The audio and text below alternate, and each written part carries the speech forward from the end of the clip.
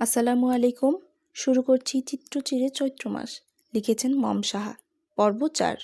অন্ধকার ঘরে ডেকে নিয়ে যাবে খারাপ কাজ করার জন্য। আমি আর দুষ্টামি করব না আপা। চিঠির এমন অসহায়ত্ব দেখে বুক ভার করে কান্না এলো চিত্রার। বয়ঃসন্ধির বয়স তো, তাই আবেগের স্রোতে কান্নাটাই আসে প্রথমে।